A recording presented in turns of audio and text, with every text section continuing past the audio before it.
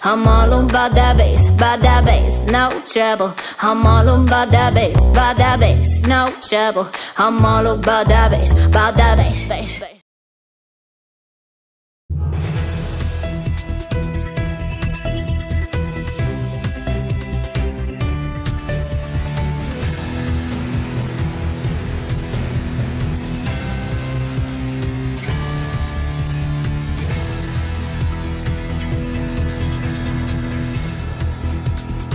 Bienvenue à tous. Il l'avait promis durant la campagne présidentielle, il le fait. Emmanuel Macron choisit le Maroc comme première visite au Maghreb, contrairement à ses deux prédécesseurs.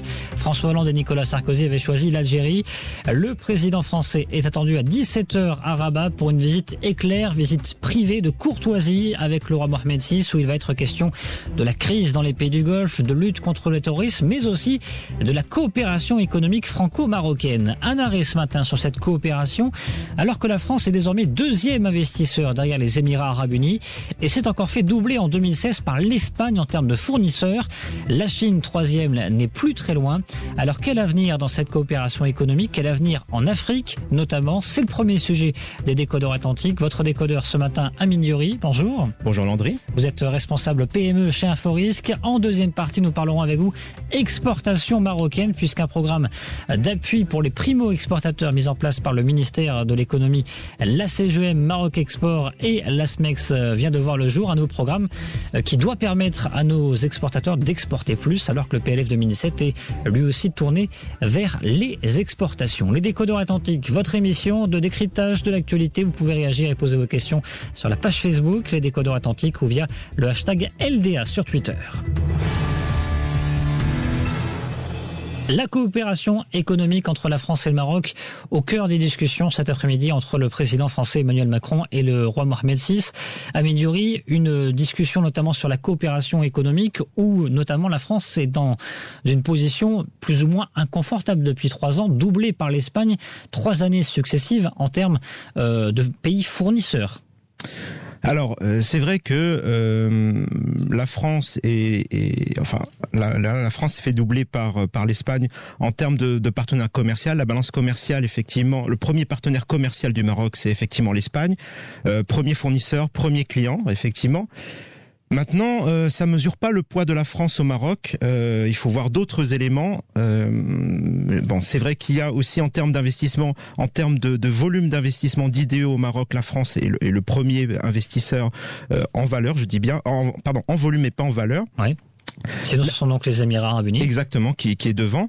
Autre chose, mais qui mesure davantage le poids de la France au Maroc, c'est le nombre d'entreprises présentes sur place. Aujourd'hui, il y a plus de 1000 entreprises françaises installées au Maroc qui emploient plus de 120 000 personnes. Donc déjà, ça pose effectivement le cadre.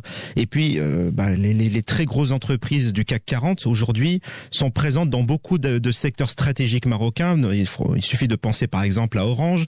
Il suffit de penser également à la BMCI.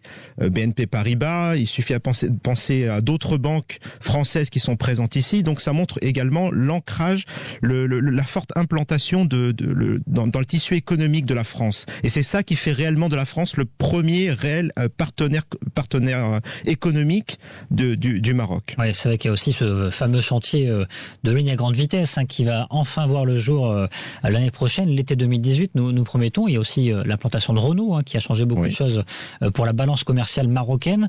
Renault-Tanger avec demain l'inauguration. Alors il n'y aura pas Emmanuel Macron finalement, mais de PSA Kenitra, là aussi ça va augmenter une partie importante des exportations marocaines. Sur l'avenir de ces relations économiques, vous savez qu'il y a une certaine jalousie, vous parlez des banques justement, il y a une certaine jalousie depuis quelques années de la part des banques françaises notamment envers les banques marocaines qui sont de plus en plus implantées, voire qui les dépassent sur le continent africain. Alors, une certaine jalousie, j'en sais rien. C'est une question de stratégie, de moyens à mettre en œuvre justement pour arriver à cela. Il est vrai que les banques marocaines tirées par Attijari, par BCP, par BMCE Bank ont su tirer effectivement profit de notre diplomatie tirée par justement Sa Majesté pour s'implanter dans des points stratégiques en Afrique de l'Ouest et maintenant davantage vers l'Afrique de l'Est. Il faut rappeler aussi qu'Attijari va racheter, sur le point de conclure le rachat d'une banque en Égypte, de Barclays Égypte. Oui. Donc voilà, ça a été conclu. Ça a été conclu, voilà, très bien.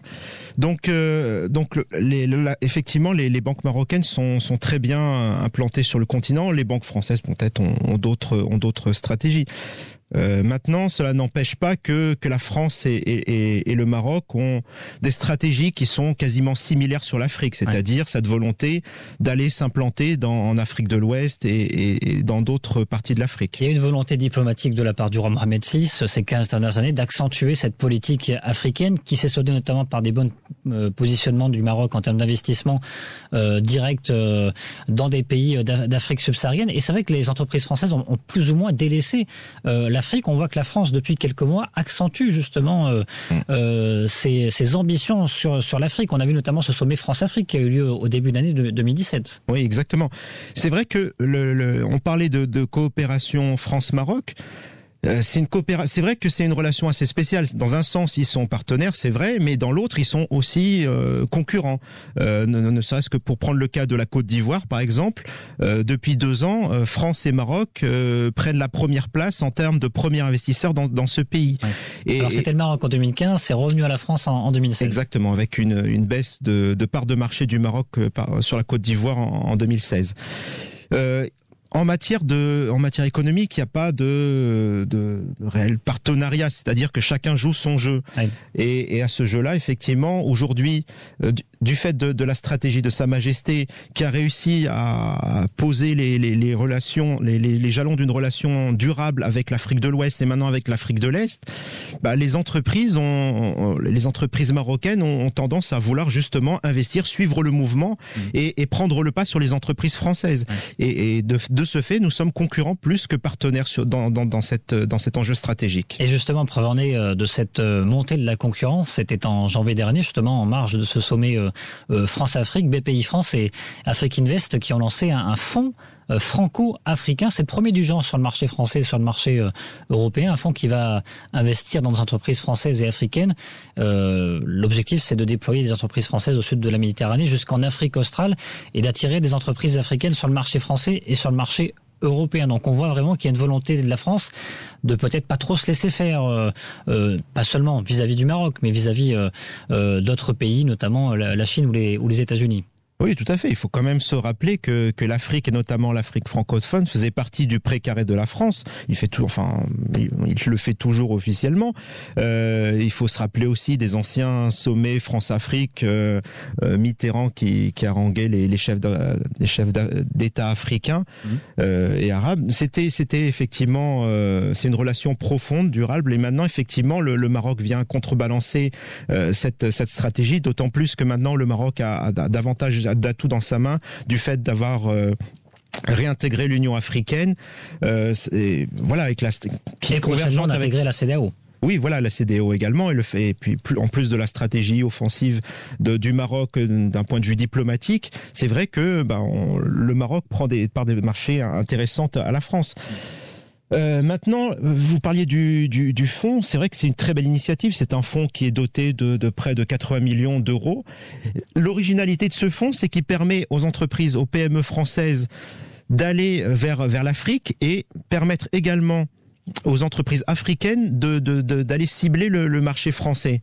Donc ça va aller dans les deux sens. C'est ça qui fait l'originalité de ce fonds. Et c'est vrai qu'il a aussi l'originalité de mêler l'expertise française en matière de l'apport de financement, l'accompagnement vers l'export, et également apporter une compétence locale africaine à travers Afrique Invest, qui sera partenaire de BPI France sur ce projet et qui apporte justement une double compétence à ce fonds d'investissement pour permettre justement aux PME françaises et africaines de pouvoir mieux conquérir les territoires. Et ce qui est assez intéressant, c'est que l'annonce de ce fonds, de la création de ce fonds, est intervenue moins de 3 mois après l'annonce de la création d'un fonds souverain marocain, Itimar Capital, justement destiné à la politique marocaine en Afrique. Quel avenir dans cette coopération économique franco-marocaine en Afrique ? Qu'est-ce qu'on peut voir ? Quel secteur peut être priorisé à Mindiori ? Alors, à mon avis, à court terme, la notion de partenariat aura toujours un sens parce que le Maroc est un hub. Il faut pas oublier que le Maroc est un hub vers l'Afrique. Tous les pays qui veulent venir vers ce continent sont quasiment obligés de passer par le Maroc aujourd'hui. Donc, les Français comme les autres sont obligés de prendre en considération cet aspect-là. À moyen terme, sachant que les deux stratégies marocaines et françaises sont pas complémentaires mais concurrentes, à mon avis, on oubliera davantage cet aspect coopération pour être plus dans l'aspect affrontement. Ça va être difficile. Donc peut-être des coopérations via entreprise, mais pas au niveau peut-être clairement politique. Au niveau politique, j'en sais rien. Au niveau économique, bon, il y a quand même des mesures. Alors, je pense au cas de Lafarge, par exemple, Lafarge Holcim. Oui. Le fait que SNI soit rentré dans le capital, soit dans le capital de la nouvelle entité, avec la volonté justement d'aller vers l'Afrique, bon, catégorise bien le fait qu'il puisse y avoir des coopérations Maroc-France, mais je ne pense pas que ça puisse être généralisé à l'ensemble des entreprises. À un moment donné, ce sont des initiatives personnelles marocaines ou françaises pour aller vers l'Afrique, et là il y aura affrontement, je pense. Est-ce que la France doit craindre le Maroc à l'avenir ? Vous le disiez, réintégration de l'Union africaine, intégration en décembre prochain logiquement du Maroc au sein de la CEDEAO, dont dans certains pays de la CEDEAO, l'idée est d'en finir avec le franc CFA, le franc CFA qui est toujours produit en France actuellement, et puis le Maroc qui s'empare de plus en plus de marchés, notamment en termes de construction, avec la construction notamment de logements sociaux dans la nouvelle capitale du Sud-Soudan qui est engagée en ce moment. Oui, effectivement, beaucoup de projets sur le continent. La France peut craindre effectivement le poids diplomatique du Maroc aujourd'hui, qui est très important. Il suffit de voir l'accueil qui a été réservé à Sa Majesté lors de tous ses déplacements en Afrique, que ce soit en Afrique de l'Ouest ou en Afrique de l'Est. Il a été toujours formidablement accueilli, ce qui montre bien déjà l'attachement à sa personne et l'attachement aujourd'hui au Maroc. Et ce que je lisais dans des études, notamment celle qui a été produite par Bearing Point sur les atouts du Maroc et des entreprises marocaines pour exporter sur l'Afrique, une des conclusions principales de cette étude, c'était de dire justement, du fait de cette offensive diplomatique, de cet attachement à Sa Majesté et au Maroc, faisait que les produits marocains avaient plus de facilité à se vendre justement sur ce continent. Donc on va avoir une augmentation aussi significative de la part de la France en termes d'investissement direct étranger. C'est déjà le cas, on le disait, en termes de volume, la France reste au numéro 1 devant les Émirats Arabes Unis et d'autres pays. On peut s'attendre à ce qu'il n'y ait pas de trend baissier, qu'il continue d'y avoir un trend peut-être haussier.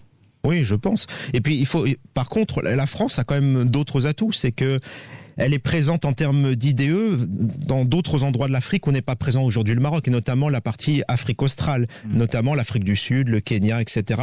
Le Kenya qui représente un fort potentiel de développement et sur lequel aujourd'hui beaucoup de pays étrangers, la France, la Chine, etc.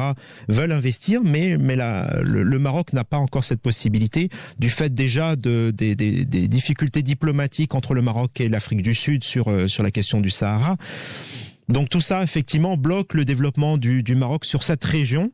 Mais espérons qu'un jour le Maroc réussira à percer sur cette partie qui se développe. Allez, je vous lis quelques chiffres, Amine Diori, pour terminer, puis je vous demande de réagir. La Chine qui conserve haut la main son classement en termes d'investissement dans les projets en Afrique. En 2015-2016, plus de 38 milliards de dollars. Deuxième position, ce sont les Émirats Arabes Unis, 14 milliards de dollars. Donc on est quand même relativement loin. L'Italie en troisième position, 11 milliards. Les États-Unis, 10 milliards. Le Maroc, 8 milliards. Et la France, 7,7 milliards. Une réaction peut-être à ces deux chiffres. On voit le Maroc et la France qui sont pas très très loin. 1 milliard de différence sur les chiffres 2015-2016. Effectivement. Et puis par rapport à la liste de tous les pays que vous avez cités, on voit des très grands pays. Le Maroc se situe bien, réussit à vraiment bien lutter avec ses moyens par rapport aux investissements. On sait que le Maroc est aujourd'hui le deuxième investisseur africain derrière l'Afrique du Sud. Je parle pas des pays en dehors du continent africain. Donc voilà, ça montre qu'il y a une véritable volonté de se développer sur ce continent. Maintenant, c'est vrai que la Chine, c'est 38 milliards sur 59 milliards de dollars qui ont été investis sur la totalité du continent africain. Ça montre quand même la forte envie de ce pays d'aller puiser les ressources de ce continent.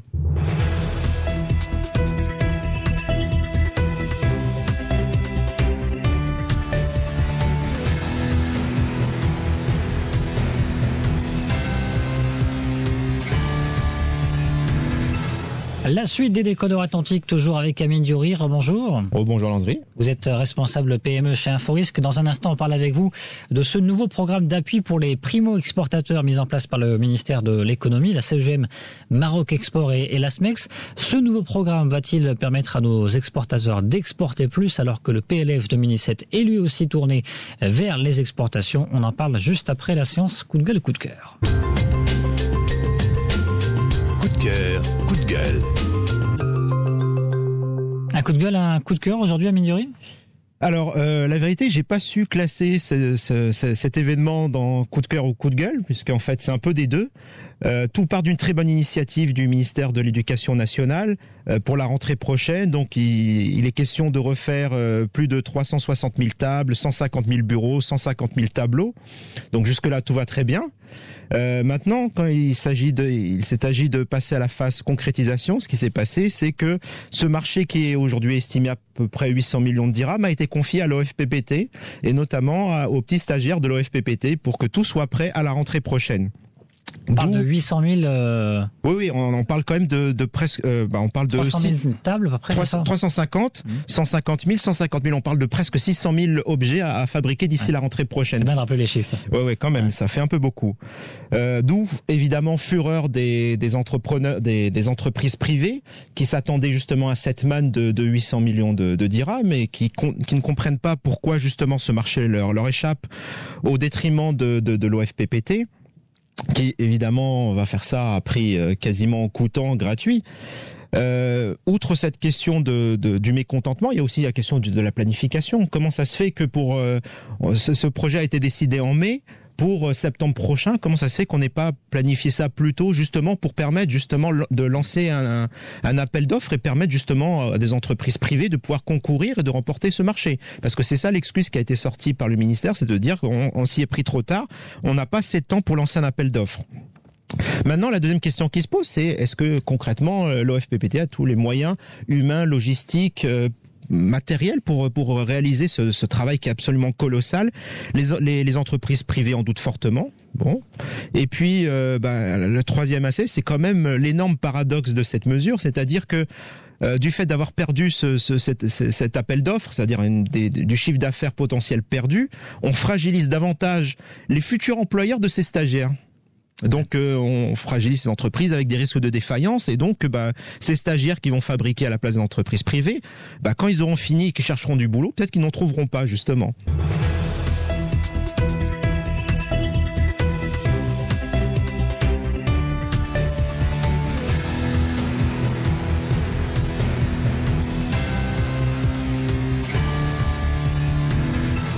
La suite des Décodeurs Atlantiques, votre émission de décryptage de l'actualité, toujours avec Amine Diori, responsable PME chez Inforisque, et on parle avec vous ce matin en deuxième partie des exportations marocaines avec un nouveau programme d'appui pour les primo-exportateurs mis en place par le ministère de l'économie, la CGM, Maroc Export et l'ASMEX. Question, ce nouveau programme va-t-il permettre à nos exportateurs d'exporter plus alors que le PLF 2017, le projet de loi de finances 2017 est lui aussi tourné vers les exportations? On va voir tout cela avec vous, mais d'abord on fait un point sur la situation des exportations au Maroc. Il y a un point à souligner, Amine Diori, c'est qu'on a quand même un très petit nombre d'entreprises exportatrices. Oui, effectivement, quand on jette un coup d'œil sur les chiffres de notre base, on voit qu'il y a à peine 8800 entreprises sur 400 000, je le rappelle, actives au Maroc, qui exportent. 8800 sur 400 000, ce qui est un chiffre très très faible.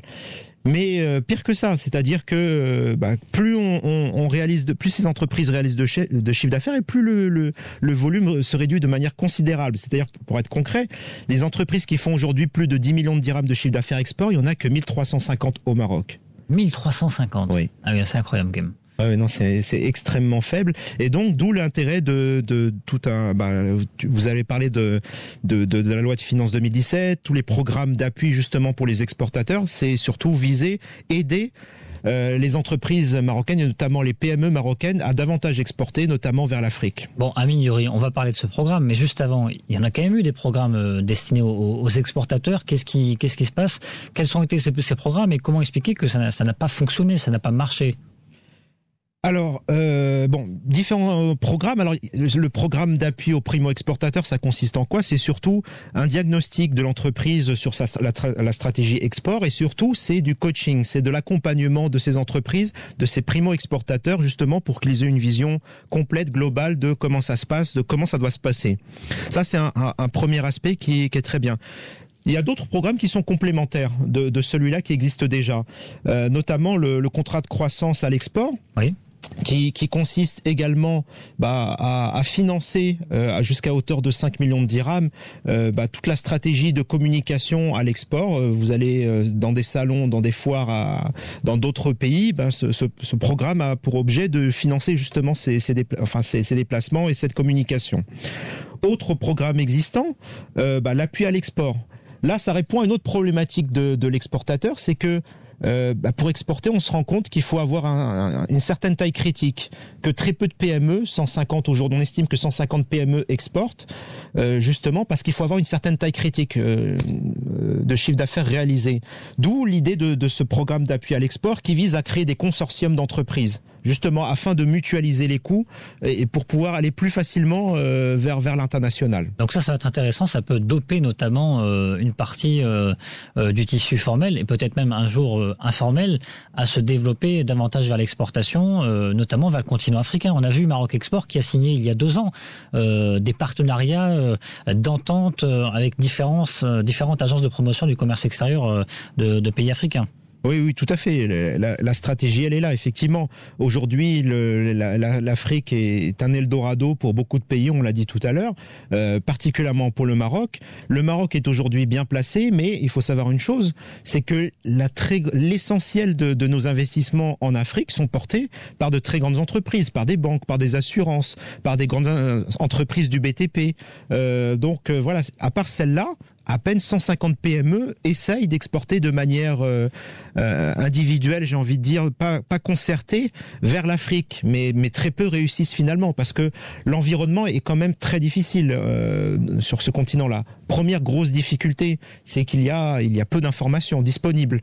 Par exemple, la base de données Dun & Bradstreet contient une masse d'informations sur les entreprises des pays, mais l'Afrique reste encore le parent pauvre justement en matière de données disponibles. Autre problématique, l'environnement concurrentiel, l'environnement institutionnel. Quelles sont les lois du pays? Quelle est la fiscalité? Quels sont les taux de change? Tout ça aussi, c'est quelque chose qu'on doit connaître. Quels sont les partenaires potentiels? Vers qui doit-on se tourner pour commercialiser son produit? Autant de questions et très peu de réponses finalement. Et là, avec l'intégration du Maroc à la CEDEAO, ça va certainement changer pas mal de choses, notamment en termes de facilitation de commerce et d'ouverture d'accès à l'information également. Alors, en termes de facilitation de commerce, oui, bien sûr, puisque l'objectif à terme, c'est de créer une vaste zone de libre-échange intra-africaine, donc ça, et qui irait jusqu'au Maroc. Donc ça, c'est une très bonne chose. Maintenant, d'un passeport interne à la CEDEAO. Exactement. Peut-être même un jour une zone économique commune. Mais derrière tout ça, il faut quand même, le plus important, c'est pouvoir aller vers ces pays-là. Ok, le continent est ouvert, on peut y aller, mais dans quelle direction on va, par quel chemin, avec quel partenaire?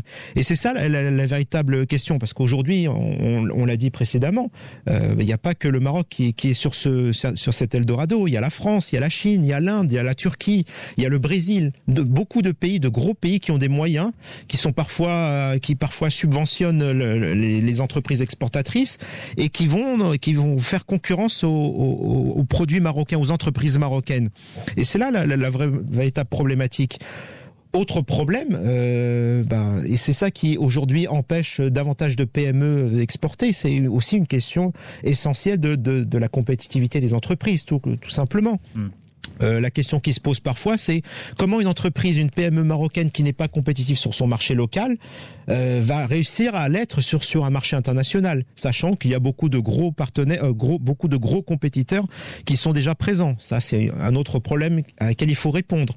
Autre question qui peut se poser, le financement également, parce que quand on veut se développer, il faut un financement d'exploitation qui soit adéquat justement, parce que on ne connaît pas les règles de paiement dans les différents pays vers lesquels on va exporter. Donc il faut une trésorerie à côté pour pouvoir le faire. Et voilà, il y a aussi cette question de ce financement qui se pose. Tout ça fait qu'aujourd'hui il y a beaucoup de questions, beaucoup de problématiques.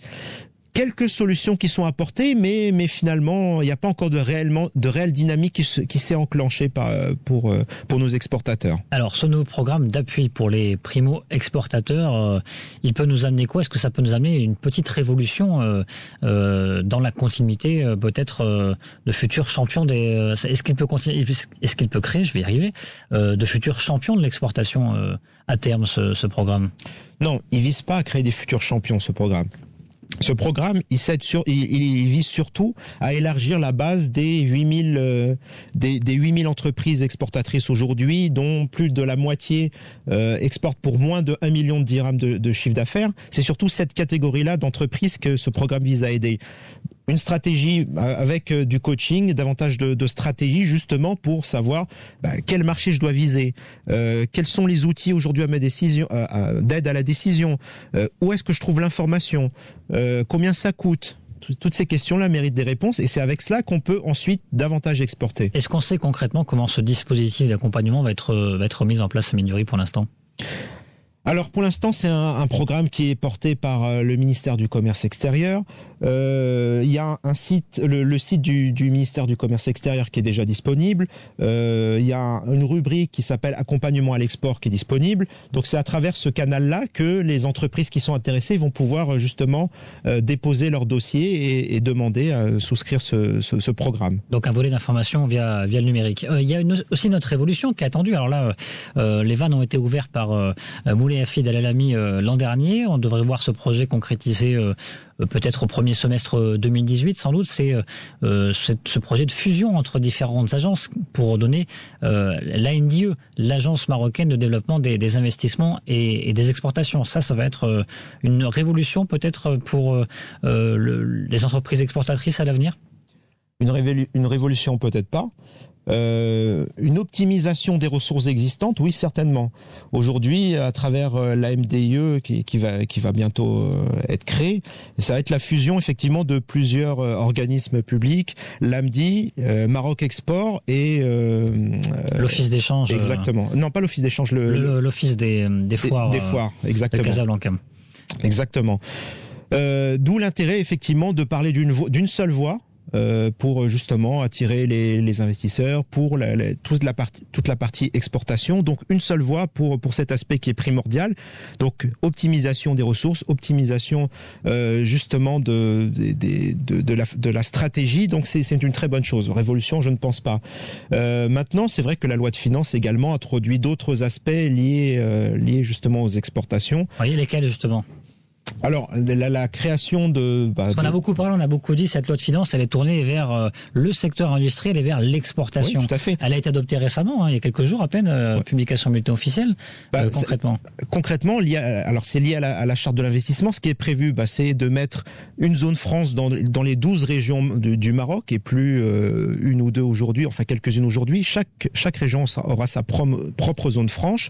Deuxièmement, la création du statut d'exportateur indirect, c'est-à-dire qu'à partir du moment où vous êtes sous-traitant pour une entreprise qui exporte, vous bénéficiez des mêmes avantages que l'entreprise qui exporte.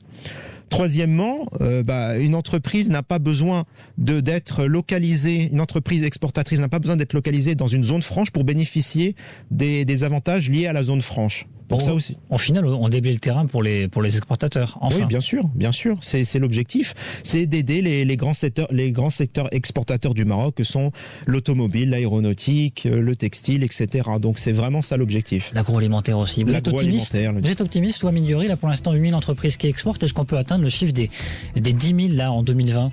Il nous reste un peu plus de 2 ans et demi. Bon, on voit quand même que globalement d'année en année, le chiffre de 8800 augmente de manière régulière. On peut effectivement atteindre avec les nouveaux programmes, avec cette stratégie globale qui a été menée justement par Monsieur El Alami, d'avoir davantage, beaucoup plus d'exportateurs et sûrement de dépasser les 10 000 très prochainement. Merci Amine Diouri. Merci à vous. Je rappelle que vous êtes responsable PME chez Inforisque. Vous restez avec nous dans quelques instants. Vous n'avez pas de problème de contrat d'assurance, Amine Diouri? Non, je viens de payer mon assurance, tout va bien à ce niveau-là. Tout va bien, c'est bon. En tout cas, si vous avez un souci, si vous connaissez des amis qui ont un souci, n'hésitez pas à nous contacter. Les Experts Atlantiques, votre émission citoyenne, au 05 22 95 36 70. C'est à partir de 11h05 avec Faisal Tellaoui, spécial assurance, vous l'avez compris, à partir de 11h05 précisément, 05 22 95 36 70 ou bien 80 à la fin. C'est Nadia au bout du fil, elle prend vos questions, vous passerez en direct dans l'émission pour poser vos questions et vos experts nous vous répondront. Tout de suite, le point info en langue arabe avec Morad Baba. Je vous retrouve demain pour un prochain numéro des Décodeurs Atlantiques spécial bilan de la visite d'Emmanuel Macron. Excellente matinée.